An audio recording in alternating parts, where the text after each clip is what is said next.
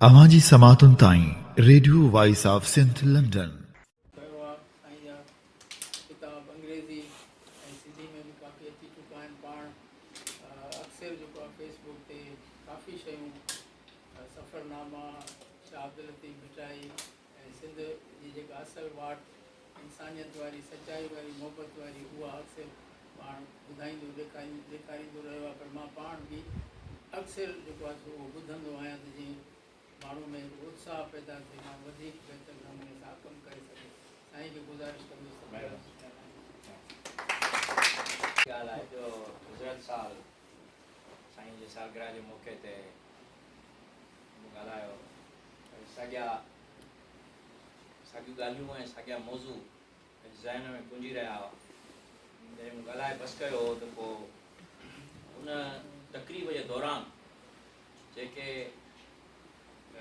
शेख अयाज़ जा गीत मूंखे साईं जे शख़्सियत जे हवाले सां उभरिया हुआ, उहे उन मौज़ूअनि ते ॻाल्हाईंदे ज़ुबान मां सिल्प थी विया ऐं उन वक़्तु मां उहे गीत ॿुधाए कोन सघियुसि।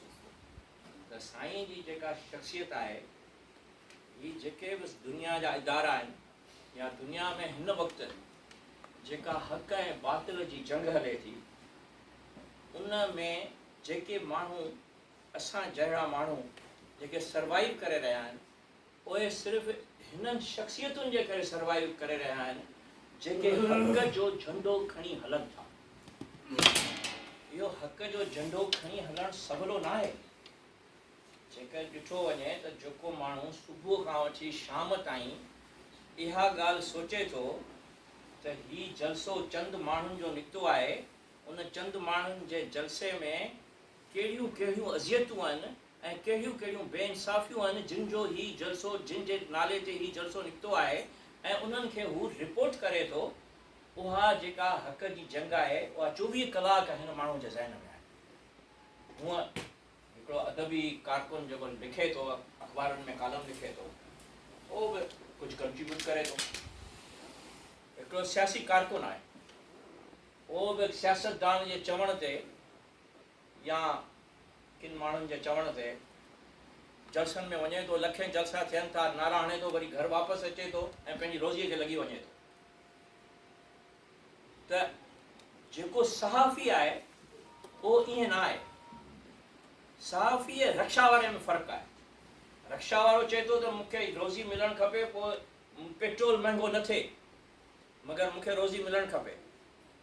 मगर सहाफ़ी चए थो त जेका जंग सियासतदान ऐं अवाम जे विच में आहे, उन जे विच में आऊं ब्रिज आहियां।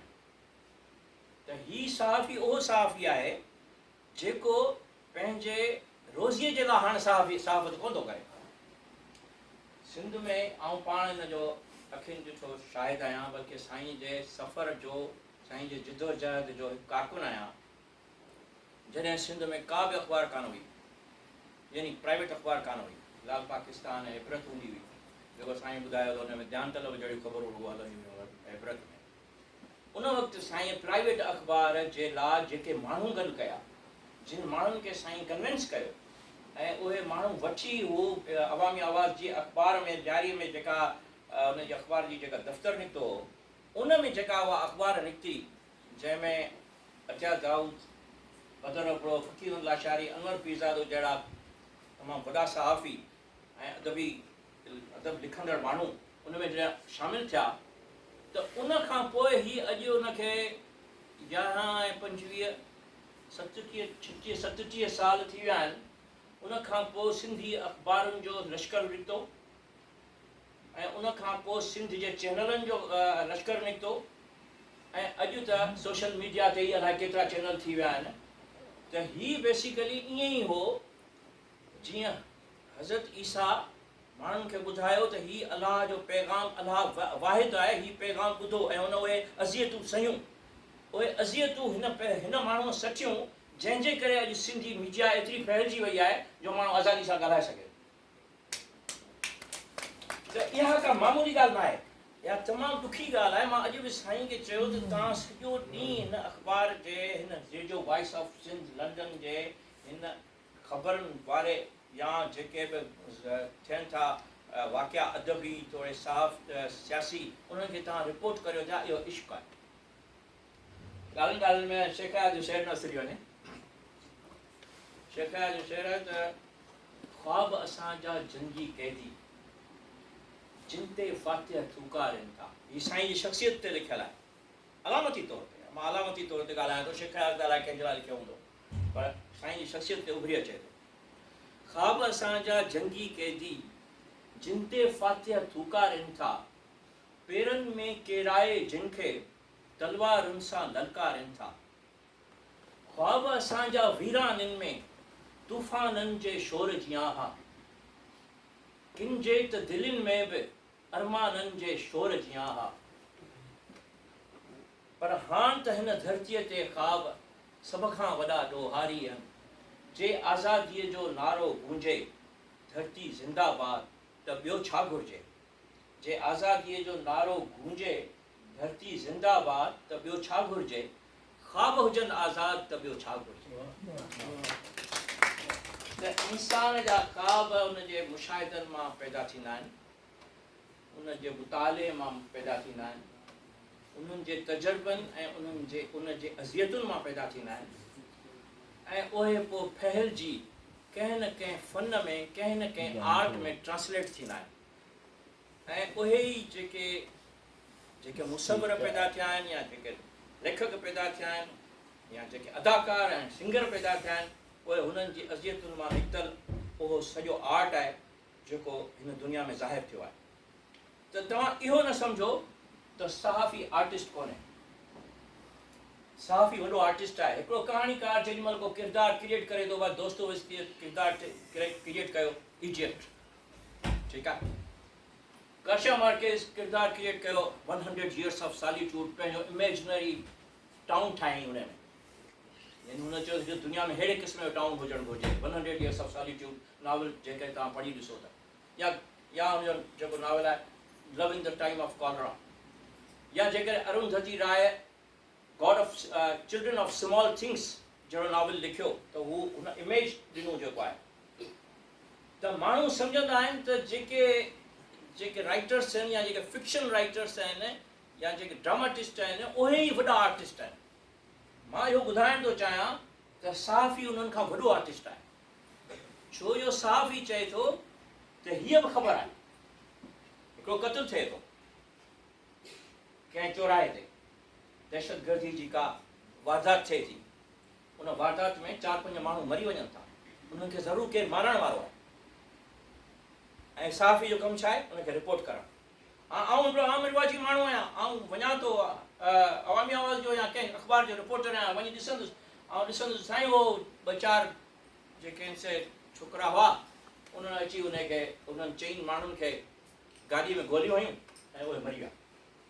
या रिपोर्ट थी वई, पर इहा आम रिवाजी रिपोर्ट हुई। जेको सियासी शऊर रखंदड़ माण्हू हूंदो, जेको समाजी शऊर रखंदड़ माण्हू हूंदो, जंहिंखे इहा ख़बर हूंदी त हिन सोसाइटीअ में केरु थो क़त्ल कराए, इन्हनि कातिलनि जे पुठियां कहिड़ा हथ आहिनि, केरु उन्हनि खे फिनांस थो करे, कंहिंजो हिन में सियासी हथु आहे, कंहिंजो हिन में सियासी इंट्रस्ट आहे, उहो ईअं रिपोर्ट कोन कंदो। उहो ओरियाना फ्लासी वांगुरु नॉवल लिखंदो, अ मैन। उहो इमदाद ओढे वांगुरु सिंध वॉइस ऑफ सिंध जहिड़ो चैनल खोलींदो। उहो ईअं कोन लिखंदो त हीउ क़त्ल थी वियो, उहो हीउ ॿुधाईंदो त हिन जे पुठियां केरु आहे। त इहा वॾी क्रिएशन आहे। ऐं सिर्फ़ु इहो ॿुधाइण थो चाहियां त इहा वॾी क्रिएशन आहे जेका इमदाद साहबु जेको आहे सो काफ़ी सालनि खां करे रहियो आहे। मां हिनखे 1999 खां पियो ॾिसां, जॾहिं अवामी आवाज़ खोली, ऐं उनखां पोइ हींअर 14 सालनि खां लंडन जहिड़े शहर में हिन खे वरी इहा मोटिवेशन बि आहे, बेसिकली उमिरि जी बि मोटिवेशन बि आहे कि इंसानु उहो कमु करे जंहिंमें माण्हू खे इश्क जो तसवुरु वधंदो रहे। उहा इश्क जी जेका आग आहे, लतीफ़ साईं चयो त आशिक़ ज़हर पिया कर, वेह ॾिसी वहसन घणो। माना जेको आशिक़ हूंदो उहो जॾहिं ज़हर ॾिसंदो त हुनखे अञा वधीक जज़्बात हुनजा उभरी वेंदा। हू चवंदो त इहो मूंखे ॾियो, छाकाणि जो इहो त आउं पीअण थो चाहियां। त साईं त उहो इश्क जो ज़हर पीअण थो चाहे, त उहो जेको इश्क आहे उहो कोई एॾो मामूली माण्हू जे अंदर में कोन हूंदो आहे, उहो एक्स्ट्राऑर्डिनरी माण्हू जेके वॾा तकलीफ़कार हूंदा आहिनि त उन्हनि जे अंदर में हूंदो आहे। इहे साईं जी शख़्सियत जा केतिरा ई पासा आहिनि जिन ते ॻाल्हाए सघिजे थो, ऐं ॿिया केतिरा ई सिंध जा मसाइला बि आहिनि जिन ते मतिलबु ॻाल्हाए सघिजे थो। मूंखे ख़बर न आहे मूंखे केतिरी इजाज़त आहे ॻाल्हाइण जी। त सिंध जो जेको सिंध जा जेके एक्चुअल मसइला आहिनि उहे माना अहम मसइलो ॿोली। हिन वक़्तु जो सिंध जी तक़सीम ते झगड़ो पियो हले, इहो सिर्फ़ु ॿोलीअ जो मसइलो थो हले। जेके सिंधी नथा ॻाल्हाइनि उहे चवंदा हीअ सिंध असांजी न आहे, उहे सिंधी छो नथा ॻाल्हाइनि? असांजो एॾो आहे न हुन में। जॾहिं सिंध में गैर सिंधी माण्हू कंहिं बि माइग्रेशन जे तहत दाख़िल थिया त उन्हनि खे सिंधी ॿोली स्कूलनि में छो न पढ़ाई वई? ॿोली कॉन्फ्रेंसुनि सां कोन आबाद थींदी। सिंधी लैंग्वेज अथॉरिटी जे कयल कॉन्फ्रेंसुनि सां ऐं जेके वञी चवनि था त असां हिकिड़ो सेमिनार था करायूं ऐं असां 4 माण्हू मुक़ररु कया आहिनि जेके फ़ोन ते या व्हाट्सअप ग्रुपनि ते सिंधी ॿोली सेखारींदा। ईअं ॿोली आहे जेको आहे सो मुल्कनि में कान ईंदी। ॿोली तॾहिं मुल्क में अची सघे थी जॾहिं को बि सिंध में रहंदड़ माण्हू या सिंध में रहंदड़ ॿार जॾहिं स्कूल वञे थो त हुनखे सिंधीअ में पढ़ायो वञे, सिर्फ़ु तॾहिं ई ॿोली आबाद थी सघे थी। उहे त हींअर थियनि कोन था। हींअर इहा हालत आहे जो जेके मिडिल क्लास जा स्कूल आहिनि, मिडिल क्लास जा जेके शहर आहिनि, हाला थी वियो, नवाबशाह थी वियो, कंबर थी वियो, सैदाबाद थी वियो, ठट्टो थी वियो, उन्हनि में जेके मिडिल क्लास जा जेके स्कूल आहिनि उहे सभु इंग्लिश मीडियम थी विया आहिनि। ऐं उन्हनि इंग्लिश मीडियम स्कूलनि में सिंधी जूं टीचर्स उर्दूअ में थियूं पढ़ाइनि ऐं अंग्रेजी थियूं पढ़ाइनि। जेके सिंधी जा ॿार आहिनि उन्हनि खे किथे थो छा लथी बचे? उहो त रुॻो शेख हयात मेले में नाच गानो कनि था ऐं चवनि था हा भई ठीकु आहे, जेको आहे सो अचो त शेख हयात खे ॻायूं था ऐं असांखे आज़ादी खपे, असांखे नच गाना जी आज़ादी खपे। उहा त मिली वई, मगर उन्हनि सभिनी ॿारनि खे छा लथी वञी ॿोली सम्झ में अचे थी? उनखे इन करे नथी अचे जो हू स्कूल में नथा पढ़नि। असां हिते इंग्लैंड में रहूं था, असांखे सिखणु घुरिजे छो अंग्रेज़नि हुकूमत कई, ॿोलीअ जे ज़रिए हुकूमत कयो। असांजो को ॿार आहे जेको मुश्किल ज़ोरीअ था हुनखे चऊं सिंधी ॻाल्हायो, ज़ोरी असां पंहिंजे ॿारनि सां सिंधी ॻाल्हायूं था, पढ़ायूं था उन्हनि खे, छो जो हू सॼो वक़्तु अंग्रेज़ी में ॻाल्हाइनि था। या कंहिं राइज कई आहे, या हुकूमत राइज कई आहे, हिते जे माण्हुनि राइज कई आहे। हिते चाइनीज़ बि रहनि था, बर्मीज़ बि रहनि था, सेंट्रल अमेरिका जा माण्हू बि रहनि था। दुनिया जो मल्टीलिंगुअल शहर आहे हीअ लंडन, ऐं जेको आहे सो हर ॿार अंग्रेज़ी में थो ॻाल्हाए ऐं सिंध में रहंदड़ ॿार अंग्रेज़ी में कोन थो ॻाल्हाए। इवन मेहताब राष्ट्री जा ॿार बि अंग्रेज़ी में कोन था ॻाल्हाइनि।